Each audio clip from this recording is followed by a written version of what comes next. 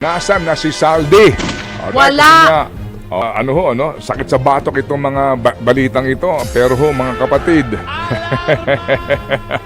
ang klaro, tayo po ay gumasta papunta doon sa delegasyon na pinangungunahan po ng DOJ Secretary at sila po ay uuwi na hindi pa rin po maliwanag kung ano ho ba talaga itong sitwasyon ni Saldi sa usapin po ng kanyang travel document. Kunin na lang po natin ito sa usapin po ng ang kanyang entertainment value. Kahit paano na-entertain ka, di ba? Alam mo yun? Di ba? Ang dami-dami pong fake news. Entertain ka. Na-entertain ka, di ba? Oo, nangisi ka naman ng konti. Kung paano ka pinaglululoko. Kung paano ka dribble, umaasa ka. And then, meron na kaagad mga imbitasyon sa gantong komite, meron na kaagad paghahanda sa kanyang pagbabalik, etc. etc. Yun pala, ala. Okay, so, ngayon ang tanong, nasaan na si Saldi? Wala. Bottom line ngayon, nasaan na si Saldi? Masusuot mo pa rin ang t-shirt mo sa Friday. Nasaan na si Saldi ninyo? Papalagay ko ngayon, mukha ho talagang mahihirapan na pong ipaliwanag itong mga pangyayaring ito kasi nga po tayo'y gumasta pa. Papunta po diyan sa Prague at lumalabas po na bago ho sila pumunta doon, wala pa ho yatang talagang formal na ugnayan muna.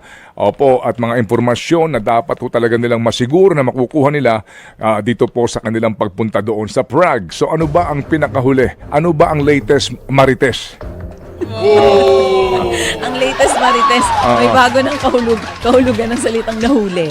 Ano? Oo, di ba? Hindi naman ibig sabihin pag ginamit mong salitang nahuli, ay nahuli na. Sige. Tama? Pero ito mga kapatid, ang mga nag-aabang po dyan kung nasaan na si Zaldico, isa lang ang malinaw, hindi pa rin po alam kung nasan talaga ngayon si Zaldi. Pero inanunsyo na po ni DOJ Secretary Frederick Vida na wala po sa kustodiya ng Czech Republic etong dating kongresista. Wala na. Okay. Oo, dahil Sige. naharang daw po Bilisan ito. mo, nagmamadali na kami. Ba't ka paypay ng paypay dyan? Naiinitan ka ba?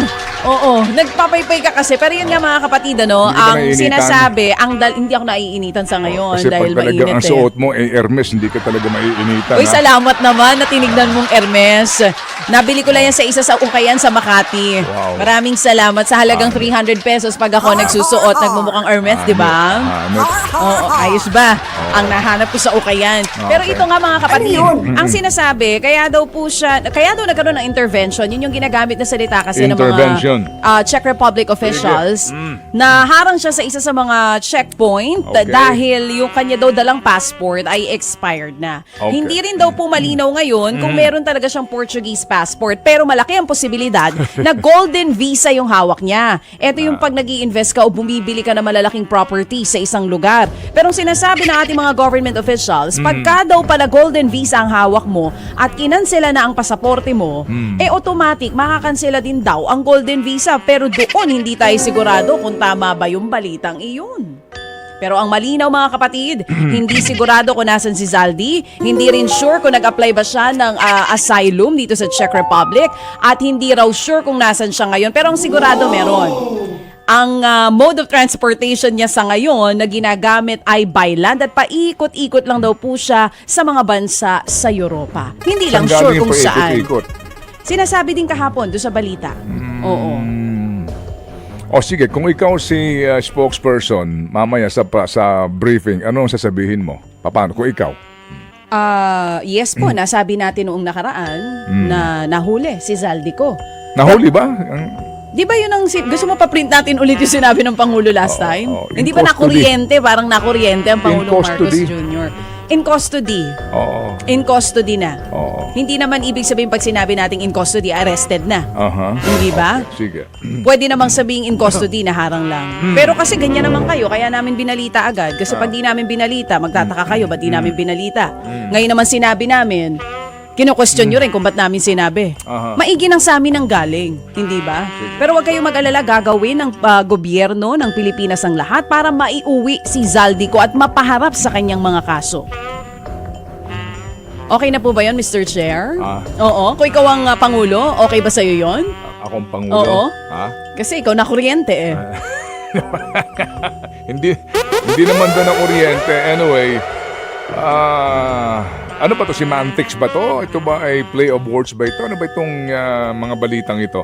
Alright. So regardless, whether siya ba ay nahuli, na-detain, under custody, ang pinakahuling balita, hindi na po natin alam kung nasan na si Saldi Niño. Boom! That's one, right? Pangalawa mga kapatid, hindi pa rin po kumpirmado kung talaga ho bang ito ay merong hawak na Portuguese passport. Tama. Pero sinasabi nga po daw, siya po ay nasabat dahil daw po sa paggamit ng expired po na pasaporte.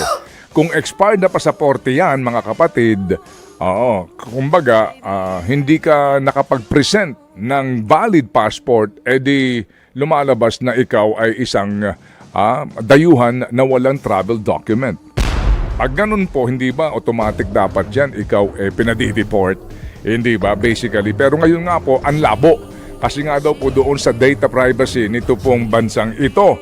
Okay, fine. Pero ito nga po mga kapatid, ang klaro, tayo po ay gumasta, papunta doon sa delegasyon na pinangungunahan po ng DOJ Secretary at sila po ay uuwi na hindi pa rin po maliwanag kung ano ho ba talaga itong sitwasyon ni Saldi sa usapin po ng kanyang travel document.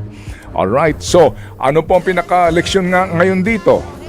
Kumbaga, number one, asikasuhin nyo na yung Interpol na yan, di ba? Yung red notice na iyan. Kasi kung meron po yan, at siya po mga kapatid nga ipagala-gala po nang wala pong valid passport, madali po siyang mapauwi sa Pilipinas.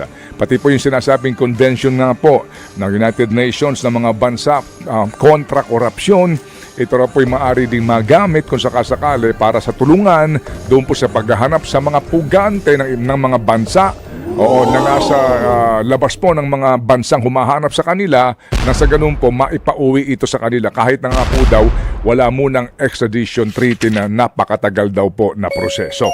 Okay, so bottom line ngayon, nasan na yan, si masusuot Saldi? mo pa rin ang t-shirt mo sa Friday. Nasan na si Saldi Niño? Kung nahuli sana, ang Alright. suot mo na, finally, nahuli na si Zaldi ko. Kaya lang, hindi pa rin. Anyway. So, suot mo ulit yung t-shirt mo sa Biyernes. Sakit sa batok itong mga balitang ito. Pero ho, mga kapatid, kunin na lang po natin ito sa usapin po ng ang kanyang entertainment value. Kahit paano na-entertain ka, di ba? Alam mo yun? Di ba kahit Ang dami-dami paano? pong fake news.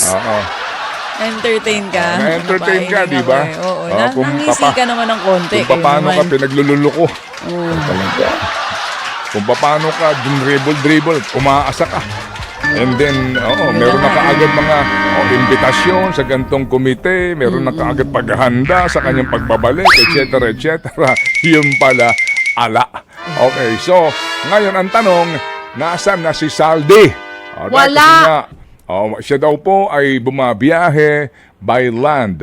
Most likely po yan, baka by train o by anuman pong sasakyan panlupa. DOJ Sec, sabi niya, Okay, what sige. we can confirm is that he is within the Shenzhen area. Malawak yun. Yun ang sinasabi niya. Kung saan doon, di alam kung saan. Ang lawak niyan mga kapatid. Ano po, ilang bansa yang miyembro po ng EU na yan.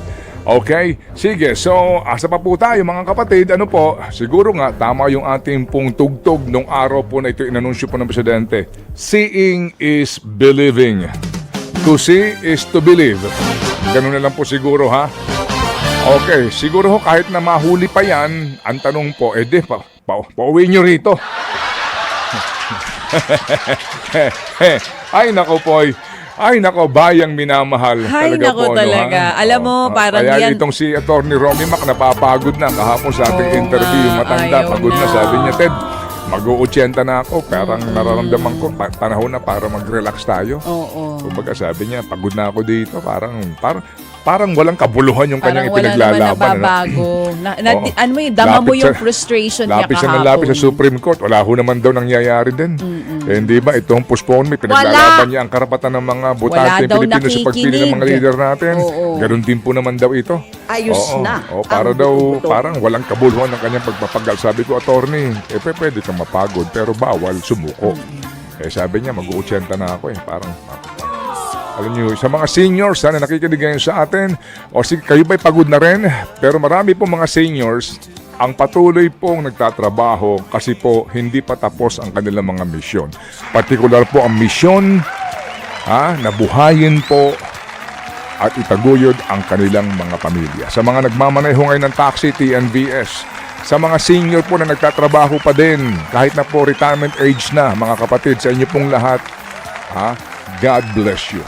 Salamat po sa inyong sakripisyo. Marami pong ganyan, obligado pa rin pong gumising ng maaga, magpagal, kasi po may mga umaasa pa rin sa kanilang mga mahal nila sa buhay. Amen? Amen? Kaya mabuhay po mga nakatatanda.